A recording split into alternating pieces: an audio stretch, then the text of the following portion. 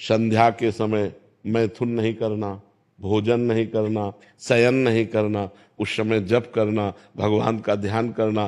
तो शास्त्र जो आज्ञा करता है, हम अगर उसका पालन करेंगे तो हमारी उन्नति होगी। अब जैसे गुरुवार के दिन किसी भी स्थिति में बाल नहीं कटाना, द्वादशी के दिन किसी भी स्थिति में तुलसी जी को नहीं छूना।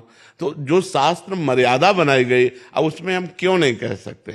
क्योंकि ये ब्रह्म ऋषियों के द्वारा बनाई हुई मर्यादा है।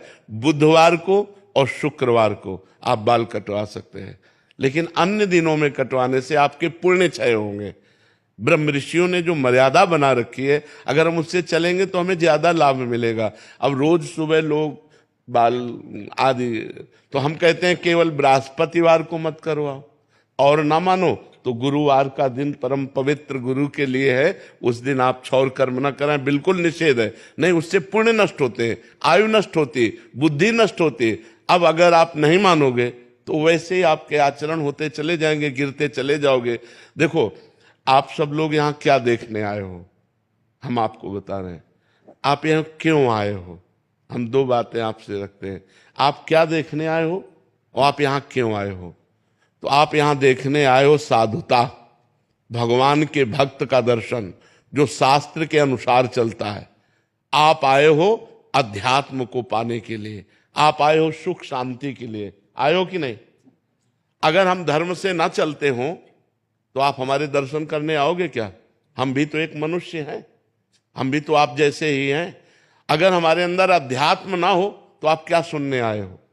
तो आप सोचो, उन्हीं ब्रह्म ऋषियों ने ये मर्यादा रखी। वैसे ही जब हम चलते तो हमारे अंदर तेज, हमारे अंदर शांति, हमारे वचनों का प्रभाव, हमारे दर्शन मात्र से तुम्हें सुख मिलेगा। तो क्या वो आप नहीं बन सकते? आप विचार करो। तो जो शास्त्रों में लिखा है उस पे हम क्यों में नहीं लगाते, उसका हम आचरण करते हैं। जैसे डॉक्टर कहता है कि आपको ये नहीं खाना, ये नहीं खाना, ये नहीं, तो हम उनसे क्यों बोलते हैं क्या दही नहीं खाना? अरे भाई, दही तो बहुत अच्छी चीज है, क्यों नहीं खाना? क्योंकि तुम्हारा रोग बढ़ जाएगा। जब तुम ठीक हो जाओगे तब तुम सब कुछ कर सकते हो, लेकिन जब तक ठीक नहीं होते तब तक तुम्हें दही नहीं खाना, ऐसा मना किया जाता है ना। जब तक हमारा ज्ञान नष्ट नहीं हो जाता तब तक ये सब बातें, और ज्ञान नष्ट हो गया तो फिर कोई नियम नहीं, फिर वो सबके ऊपर पहुंच जाता है। जब स्वस्थ हो गया तो खूब दही खाओ, क्या परेशानी है? जब आप आत्मा स्वरूप में स्थित हो गए, देह भाव खत्म हो गया, तो बार बने या बना रखा रहे, क्या फर्क पड़ता है? तो हम अभी देहाभिमानी हैं, देह भाव से चलते हैं। तो हमें शास्त्र के नियमों का पालन करना। जो आज शास्त्र के नियमों का पालन नहीं करते तो गिरते चले जाते हैं। अब ये शास्त्र आज्ञा करता है, जिस दिन से गर्भ आ जाए उस दिन से माता पिता को ब्रह्मचर्य रहना चाहिए। क्यों? क्योंकि वही वीर शक्ति फिर उसके ऊपर जाएगी तो उसके दिमाग पे, उसके अंगों पे वो कुप्रभाव पैदा करेगी, वो उसकी हानि पैदा करेगी और उसमें गलत संस्कार पड़ जाएंगे। कौन मानता है? शास्त्र जो आज्ञा करता है अगर उसके अनुसार चलो तो आज सब सुखी हो जाएं। पर शास्त्र की आज्ञा का कहां पालन हो रहा है? बोले प्रातः काल उठना चाहिए, ब्रह्म मुहूर्त में उठ करके गुरुजनों माता पिता के चरण छूने चाहिए। कौन मान रहा है? प्रातः काल उठ के रघुनाथा, मात पिता गुरु नावै माथा, मातृदेवो भव पितृदेवो भव अतिथि देवो भव। कहां गया?